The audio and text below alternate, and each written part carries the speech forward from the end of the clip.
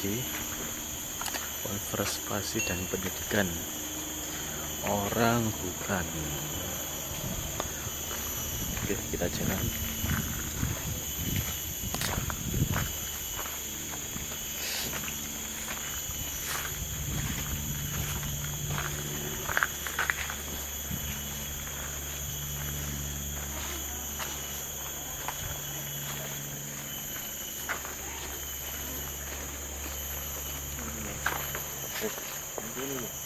Gak usah dikunci parkir. Ayo gak usah. Tak hilang. Bingung sing ngate nyolong kuwi.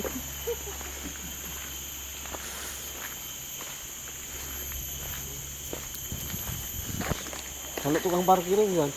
Yang penting kalau dilarang parkir depan pintu. Program reintroduksi orang hutan Kalteng.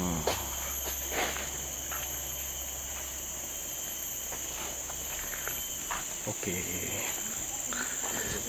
kita masuk. Oke, daftar dulu. Enggak,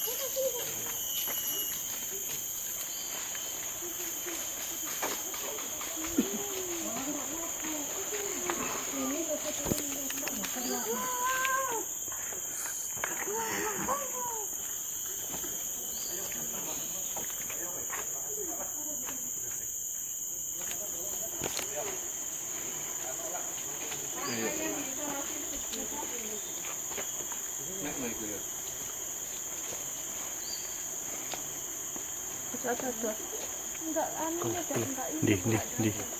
kurang maju. Enggak. Woi, Ininya, panjang. ini lubuk matanya. Gerak-gerak. Kurang maju. Tunggu. Kurang maju. Bentar, Pak. 1, 2, 3. Bentar, Pak. Ulangin, Pak. 1, 2. Nah itu. Aku fotokan. Ini Pak Iman. Aku di sini. Minta PM. Bentar, Bu.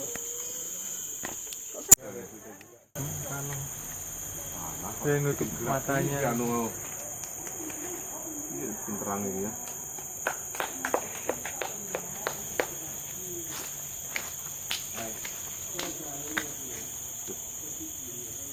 Kok apa nih yuk, yuk? Gelap ini. Pecah bu. Kelihatan.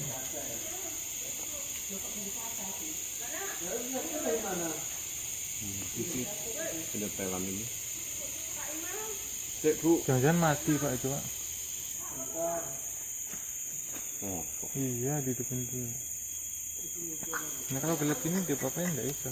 Begini kan, nah. Mati tuh. Bawa powernya mana? Tombol power. 1 minggu libur itu aja. Nah, safari.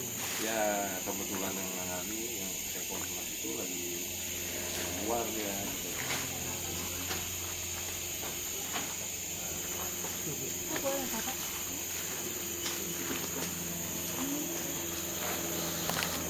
Oke.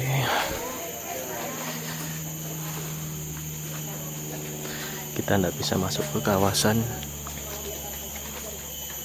karena ternyata tempat ini dibuka hanya untuk akhir pekan Sabtu dan Minggu. Jadi ya kita lihat di sini-sini saja. Kita bisa lihat dari luar saja itu aktivitas orang hutan.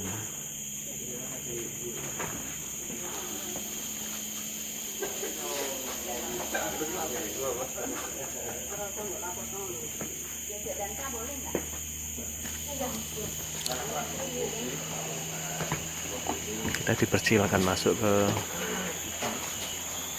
seperti rumah koleksi.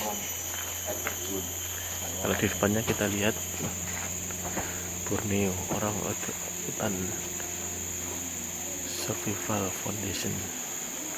Oke, kita masuk.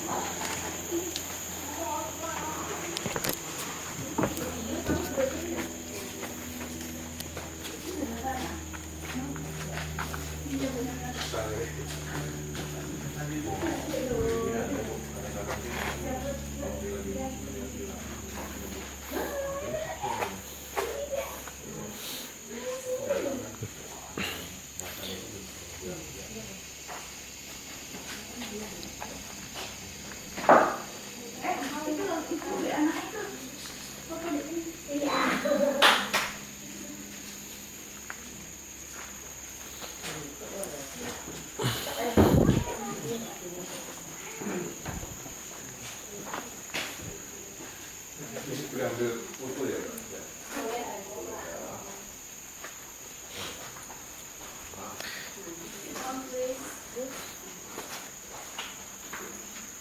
Halo friend, foto friend.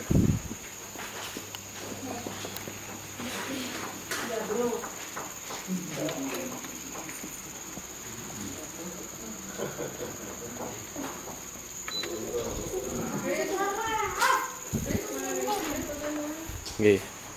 Kok nggak boleh katanya? Ya, oh ini di Jawa laku nih Pak Predi. Iya Pak. Ini kan jati dah, Tuan. Bukan.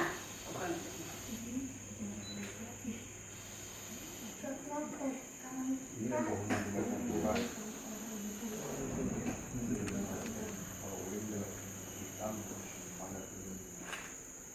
Karyawan yang di balik ini berapa Mbak? 200. 200 ya. Kalau nyawanya kita ada sekitar 200, tapi kalau orang hutannya yang kita rawat di sini ada 300. Kita akan dilihatkan film pengetahuan tentang orang hutan. Muda, juga masih kecil ya, anak-anak masih usianya 2 bulan sampai 3 tahun itu berada di dalam hutan sana. Sekolah. Itu sekolah hutan. Dianggap lulus gimana? Dianggap lulus, orang hutannya dia sudah mandiri. Dia sudah mulai keluar sifat aslinya dia yaitu liar. Harus tahu attitude-nya ya. Iya. Jadi nggak perlu Iya, sertifikat iya. boleh. Iya, perilaku. Iya. Jadi orang hutan itu tidak dinilai dari umurnya, usianya, tapi juga dari besar kecil, tapi dari perilakunya. Perilakunya, iya. Kalau dia sudah menunjukkan dia sudah mandiri, dia sudah mulai ini keluar sudah sifat alaminya dia yang itu liar tadi, dia tidak menganggap babysitter itu ibu mereka terus gitu. Tapi mereka sudah tahu kalau ini kehidupan kami ada di dalam hutan, rumah kami di dalam hutan. Terus mereka juga langsung dicatat dan dinyatakan lulus kalau hutan, yaitu ditempatkan di dalam tanah hutan data ini. Oh ini justru yang sudah lulus ini ya? Udah lulus Bapak. Oh masih. Terus ada upaya Ini segera kembali Pak, jadi yang lulus ini justru yang liar Pak. yang liar. Jadi kami membiarkan orang bukan hutan, jinak ini, Pak. bukan menghinakan orang hutan. Oh iya. Yang lulus tuh yang liar ya? Iya, yang sudah mulai keluar sifat alaminya Pak. Terus setelah dari tanah ini orang hutannya juga di sini cuma sekitar 2 sampai 3 bulan aja. Taruh di biasanya dia sama kali merupakan babysitter yang melarang pria tadi dulu. Dia sudah mulai tidak mengingat-ingat lagi terlalu kemanusiaannya. Iya. Terus setelah dari sini orang hutannya dipindahkan ke pulau. Jadi ada 3 pulau tempat sekolah orang hutan kami sebelum mereka bisa dilokalisasikan ke habitat yang asli, yaitu hutan luas gitu. Di dalam pulau sana 1 sampai 2 tahun. Makannya apa? Makannya buah. Buah apa? Buah-buahan hutan ya, kalau lihat seperti buah awan, Rambutan. dingin, Rambutan juga ya? rambutan hutan. Ya, rambutan hutan, durian hutan, pohon-pohonan, itu rambutan hutan. Ada dokter hewannya berarti. Dokter hewan kita di sini ada 3 orang medis. Alumni dari dari ini juga lulusan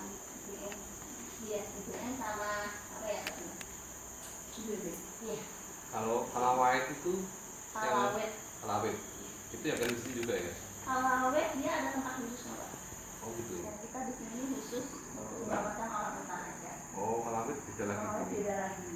Tapi tetap kalau ada yang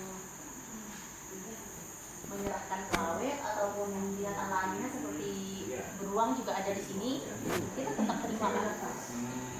Kalau orang utan alawet dan beruang ataupun bekantan ini yang hidungnya besar, bekantan, ya sudah sehat, mereka kita lepas liarkan langsung. Ya, beda sama orang utan. Oh ini lembaga ini punya Yayasan Pak. yayasan, bukan? Yayasan GOS. Oh, bukan alawet itu lain ya? Ini bukan GOS, Oh. khusus Orang untuk utan. menyelamatkan orang utan Iya. sampai orang utannya bisa lepas liarkan. Jadi ibaratnya UPT ini di kelasnya Bu. Bosnya itu apa singkatan apa? GOS kepanjangannya Borneo Orang Utan. Borneo Orang Utan Survival. Langsung aja kita lihat videonya. Iya. Iya.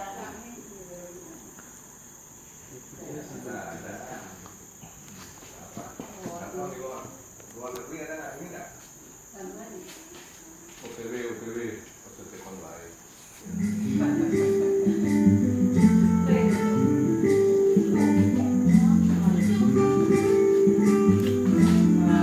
Apa bedanya kalau itu?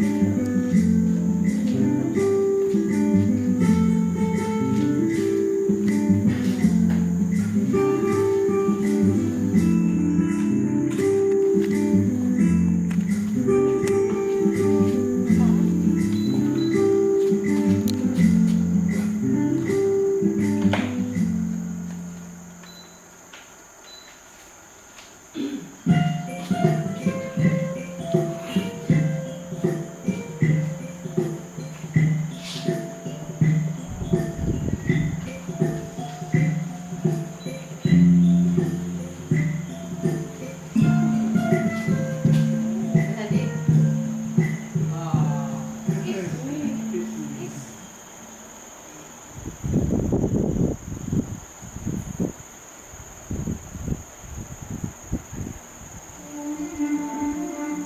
In the remote rainforests of Indonesia, deep within one of the world's last great havens of biodiversity, lives the orangutan. Orangutans are the largest tree-dwelling species on Earth and play a central role in the forest ecosystem. With 97% of the same DNA as humans, they are highly intelligent creatures who experience feelings similar to their human cousins. Humans who threaten their survival by clearing and burning their forest for timber, minerals, and vast monoculture crop plantations. Those that survive are hunted as plantation pests or captured for the illegal wildlife trade. Orangutans and all rainforest life now face extinction. Since 1991, Borneo Orangutan Survival, or BOS Foundation, has been helping the Indonesian government to protect orangutans and their habitat, rescuing them from areas of human-wildlife conflict and rehabilitating them, with the aim of one day returning them to the forest where they can live in safety and freedom.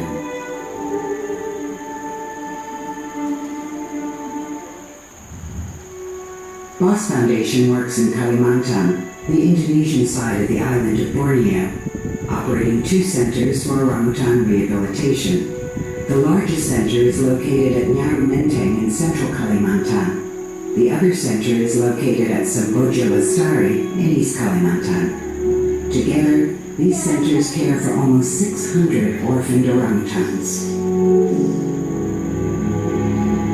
Orangutans are commonly rescued from deforested areas, mining sites, plantations, and villages. Those who are old enough to survive on their own can sometimes be relocated to safe areas of forest. But many young, orphaned orangutans end up in the illegal pet trade and are often kept in terrible conditions. Together with local government, a rescue team sets out to confiscate a baby whose mother was killed and bring it back to the center. This baby may suffer from trauma and poor health, requiring medical attention. thorough evaluation determines if the newcomer has any contagious diseases that may infect other orangutans at the center. After 3 months in quarantine, the young orphan finally joins the others in a rehabilitation program. Orangutan mothers raise their offspring for 8 years, teaching them the skills they need for a life in the forest. Without this vital bond, the babies are unable to survive on their own in the wild. At Boss Foundation, human surrogate mothers take on this role, preparing the orphans for a life beyond the rehabilitation center. The under 2s start in the nursery, where they learn to climb, make friends, and explore, rarely straying too far from their babysitters. Then, in forest school, the orphans improve at foraging for food and making nests, learning directly from their caregivers. Just like children, they need help, and just like children, they won't go far without a regular meal. Orangutans who complete forest school graduate to pre-release islands, where they spend up to 2 years putting their skills to the test under the watchful eyes of the technicians. Detailed behavioral data is collected to determine when an orangutan is truly ready to go it alone.